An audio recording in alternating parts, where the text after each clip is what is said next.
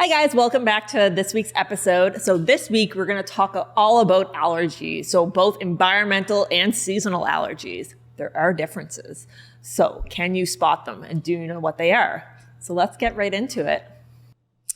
All right. Well, we have different types of allergies. Obviously, there's our seasonal. So seasonal allergies are basically anything that is caused by pollen or grass or weeds and that sort of thing. They can start first thing in the spring and then go all the way through until the first hard frost. So it's basically trying to figure out what our animals are actually allergic to. I know that my guys are very first thing in the spring, and I think that's more of the snow mold issue. So with that, I know that's when they start to flare up, and that's when I start their medication. And then they do quite well. They're off medication right now. But once ragweed season, which is coming up very soon here, probably in the next couple of weeks, once that starts, they're back at it again. So they go back onto their medication. Michelle? Yeah. So I know that with my guys right now, type of allergy that they end up having are the insect kind. So my guy Mars, he's quite susceptible to, he gets a mosquito bite and all of a sudden he ends up with these welts. And they grow and he just gets these big puffed things and you can see them on the sides of his bodies. That seems to be quite the one that he seems to get most often. And so does the little one as well. So the insect bites, I know that it's just typically little bites from outside laying in the grass or when we're out on a trail is where he's getting them from. Other than that, I would also attribute some of the allergy things that I come into contact with are the food. Yep, absolutely. There's a lot of the food ones. There's lots of food allergies. Most of it is a protein allergy. So whether it be to chicken or beef or whatever, what we don't understand or what sometimes customers don't understand is that there's proteins in grains as well. So it could be a grain allergy, or a plant allergy. So it's not necessarily always going to be a meat protein that they're allergic to. There's so many different varieties out there of protein allergies. So it's not necessarily to a meat. You get protein from different varieties of things. So some of the symptoms are itchy skin, the excessive licking of the paws, that sort of thing. Those ones tell me that a lot of times it's more of that contact with grass or weeds or that sort of thing.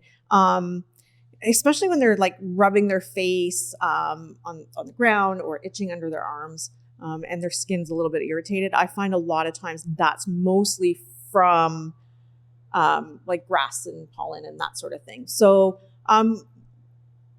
there's way to combat that. There's medication, whether it be through the vet or a natural product that a lot of what we carry and that's what I use.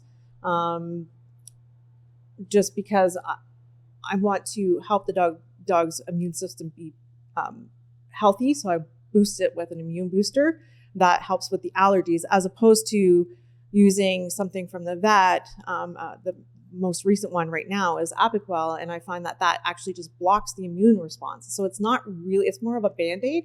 There are dogs out there that really need to have that though. So I'm not saying don't use that. But yeah, there is a place for it. There's definitely a place and a need for it because there's just some dogs that can't go without it. So I totally understand that. So yeah, just keep an eye out on those situations. And if you have any questions, you can obviously come and talk to us about that. Mm-hmm. Yeah. We talked about where they come from. So we'll just go through that again. It's usually pollen from trees and grass and ragweed. Food allergies, again, that's the proteins. And sometimes it's the proteins from the grains.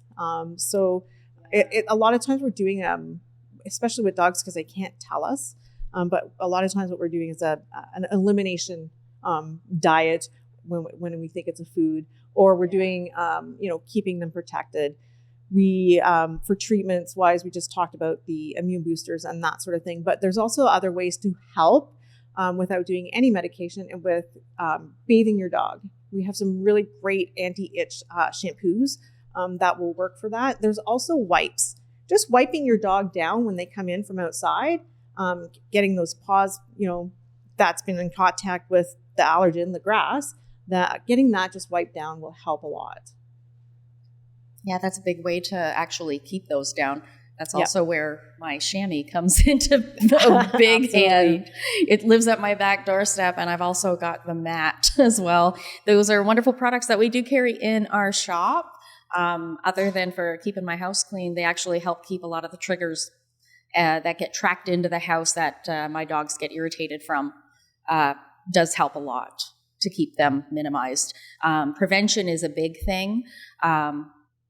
Especially when you're trying to manage something like your seasonal allergy or the environmental allergy type of triggers that you end up with, because a lot of that pollen ends up inside our homes. Like you can see them on our windowsills if we've got the window open to let